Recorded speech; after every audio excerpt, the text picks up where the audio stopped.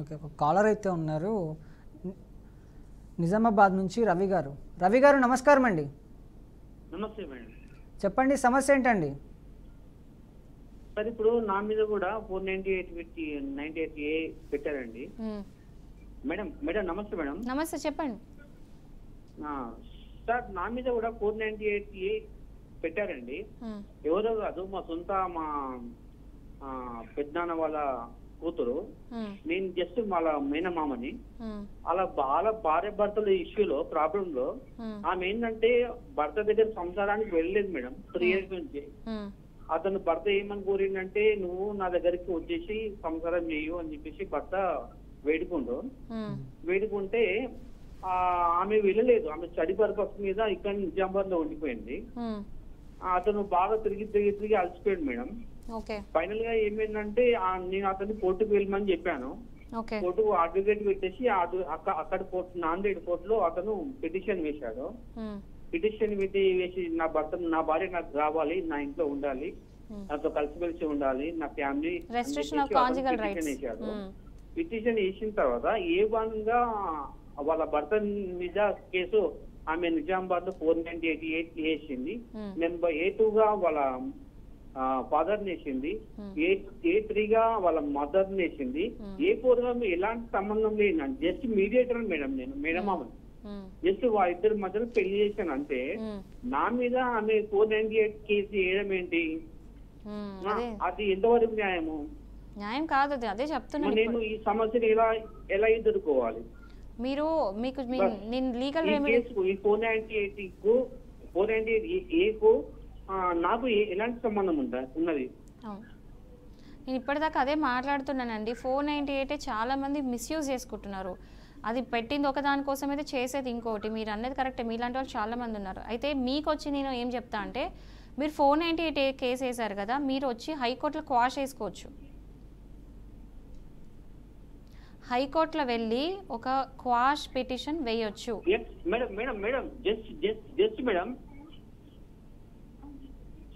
రవి గారు టీవీ చూస్తున్నారా మీరు? టీవీ మ్యూట్ లో పెట్టండి రవి గారు, లేకపోతే టీవీకి దూరంగా వచ్చి మాట్లాడండి.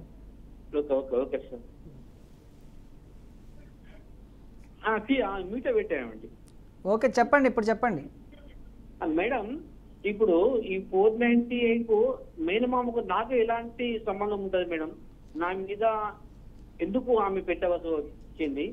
ఎందుకు సఫర్ కావాలి? 498 ఏంటంటే ఈ పోలీసు నిజామాబాద్ వాళ్ళు పోలీసు వాళ్ళు అయినా కానీ కనీసం ఎలాంటి విచారణ చేయకుండా నా మీద ఎలా ఈ 498 కేసు బుక్ చేస్తారు నా మీద?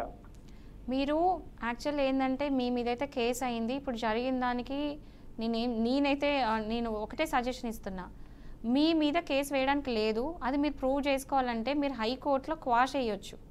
హైకోర్టులో క్వాష్ ఏమని ఇస్తారంటే సేమ్ మీరు ఇప్పుడు నాకు ఏం చెప్పారో అదే రీజన్తో, అసలు దీంట్లో నాకు ఇన్వాల్వ్మెంటే లేదు, నేను మధ్యలో ఒక పెద్ద మనిషిలాగా వెళ్ళినా చెప్పిన అంతే, ఇందులో నేను ఆమెని చేసిన హరాస్మెంట్ ఏం లేదు, నేను ఇచ్చిన క్రుయాలిటీ ఏం లేదు అని చెప్పేసి మీరు ఏదైతే ఇప్పుడు నాకు చెప్తున్నారో కాల్లో, అదే మీ తరఫున ఒక అడ్వకేట్ హైకోర్టులో చెప్తారు. అది విన్న తర్వాత మీ మీద ఉన్న కేసు క్వాష్ అవుతుంది. క్వాష్ అయితే ఏదైతే ఆర్డర్స్ వస్తాయి హైకోర్టులో, అది తీసుకెళ్ళి మీ నిజామాబాద్ కోర్టులో వేస్తే మీ మీద ఉన్న మీరు అక్యూజ్డ్ 4 కదా, ఆ అక్యూజ్డ్ 4 నుంచి మీ పేరు తీసేస్తారు. సో ఇదొకటి, ఇది క్వాష్ చేసుకోవడం. ఇంకోటి ఏంటంటే మీరు డిఫమేషన్ కేసు ఆమె మీద వేయొచ్చు. ఎందుకు? పరువు నష్ట సూట్ అనమాట. ఏంటంటే మీరు ఏం చేయకముందుకే మీ పరువు నష్టం అయ్యేటట్టు, మీ బ్యాడ్ నేమ్ వచ్చేటట్టు, మీ తప్పు లేకున్నా కూడా మిమ్మల్ని ఇందులో అనవసరంగా ఇరికిచ్చి మీ పరువు అనేది సొసైటీలో తీసేసిందని చెప్పేసి డిఫమేషన్ కేసు వేయొచ్చు. సెక్షన్ 499 కింద డిఫమేషన్ వేయొచ్చు. వింటున్నారా? కాల్లో ఉన్నారా? రవి గారు వినిపిస్తుందా అండి? రవి గారు వినిపిస్తుందా? సో బేసికల్లీ ఎవరికైనా అండి ఇట్లాంటి ఫేక్ కేసు కనుక ఉంటే మీరు వెళ్ళి హైకోర్టులో క్వాష్ వేసుకొని మీ ఏదైతే మీరు అక్యూజ్లో ఉన్నారో మీ నేమ్స్ అనేది మీరు అందులో కేసులను తీపించుకోవచ్చు. ఇది కాకుండా ఉల్టా మీరు డిఫమేషన్ కేసు వేయచ్చు. ఎందుకంటే పరువు నష్టం అయినట్టే కదా, సొసైటీలో మీ పేరు ఖరాబ్ చేసినట్టు, కాబట్టి మీరు పరువు నష్ట దావా కూడా వేసుకోవచ్చు. సో క్వాష్ వేయొచ్చు, ఇదే వేయచ్చు. అండ్ రీసెంట్గా సుప్రీంకోర్టు జడ్జిమెంట్ కూడా ఈ మంత్లో ఒకటి వచ్చింది. ఏంటంటే ఒకవేళ కనుక 498 ఏదని పెడితే మీరు భయపడాల్సిన అవసరం లేదు. అంటే మగవాళ్ళు భయపడాల్సిన అవసరం, హస్బెండ్స్ భయపడాల్సిన అవసరం లేదు, ఆర్ రిలేటివ్స్ ఎవరైనా సరే 498 ఉన్న వాళ్ళంతా భయపడాల్సిన అవసరం లేదు. మీరు డిఫమేషన్ వేయొచ్చు, ఇది కాన్స్పిరసీ కూడా వేయొచ్చు. మీరు section 120B of IPC conspiracy వేయొచ్చు, డిఫమేషన్ వేయొచ్చు, ఇంజంక్షన్ కూడా వేయొచ్చు అంట. ఇంజంక్షన్ సూట్ కూడా ఏంటంటే అది పరువు పోతుంది, కేసు ఆపండి, ఇంజంక్షన్ వేయొచ్చు. ఇట్లాంటిది ఒక సుప్రీంకోర్టు రీసెంట్గా ఒక జడ్జిమెంట్ వచ్చింది. సో ఎవరు కూడా భయపడకుండా ఇది యూజ్ చేసుకోవచ్చు. సో మెయింటెనెన్స్ కేసు కూడా చాలా ఎక్కువగా కనిపిస్తున్నాయి. మెయింటెనెన్స్ ఎలా అంటే రీసెంట్గా బెంగళూరులోనో బీహార్లోనో ఎక్కడో సమ్వేర్ నాకు తెలియదు, బట్ ఆ మెయింటెనెన్స్ కేసు గురించి నేను విన్నాను. ఏంటంటే ఒక మహిళ తన భర్తని మెయింటెనెన్స్ అది కూడా పర్ మంత్కి 6 lakh rupees కావాలని చెప్పేసి అడిగిందంట. అది కూడా కోర్టులో వేస్తే అసలు ఆ కేసులో ఏమైందంటారు?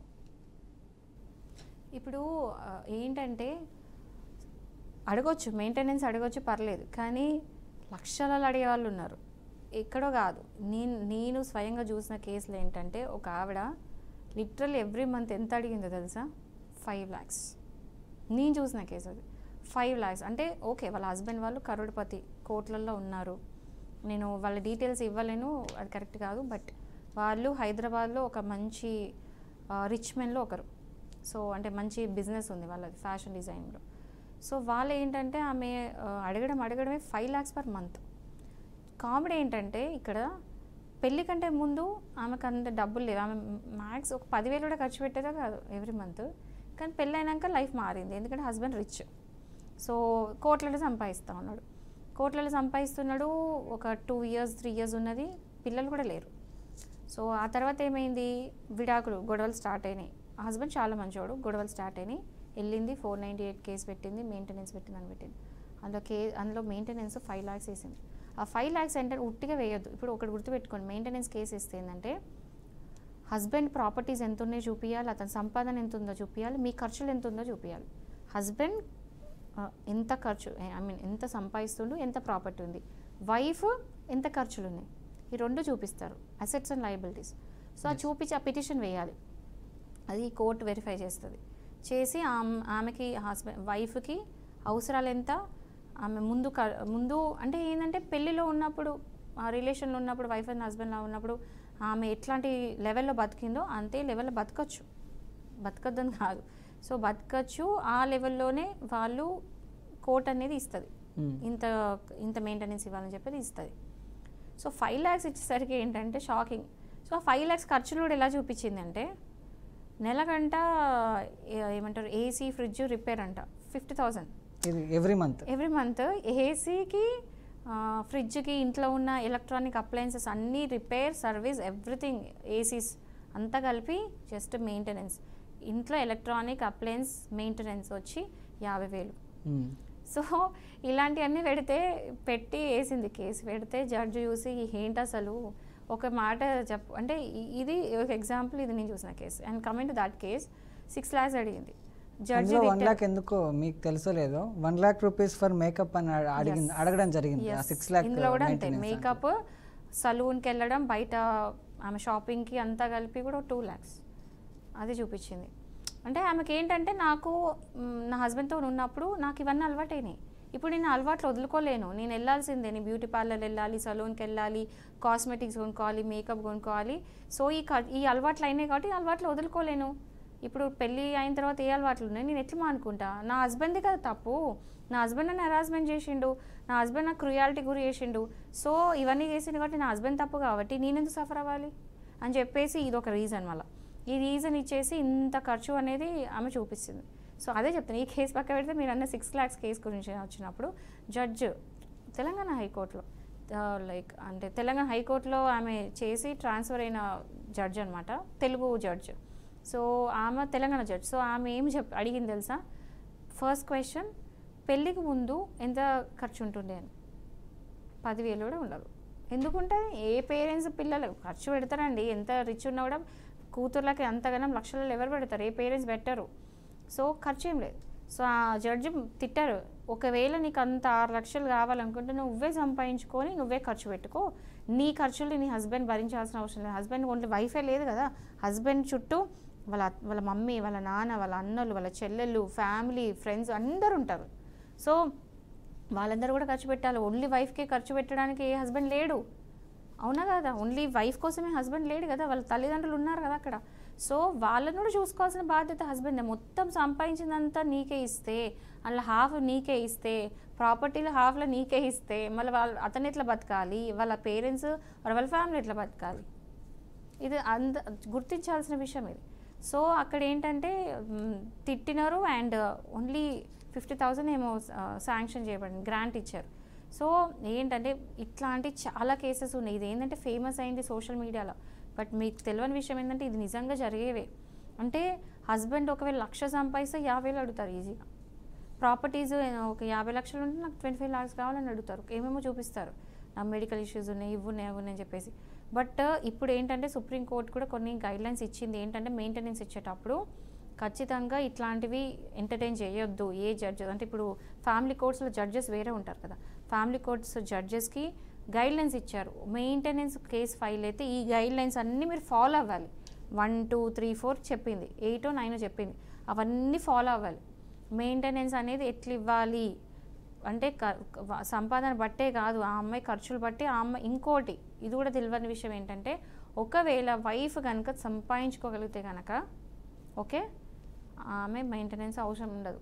ఆమె సంపాదించుకుని ఆమె ఉండొచ్చు, హస్బెండే పెట్టాలని లేదు. ఉల్టా ఒకవేళ హస్బెండ్ సంపాదించకపోయినా వైఫ్ని అడగొచ్చు మెయింటెనెన్స్.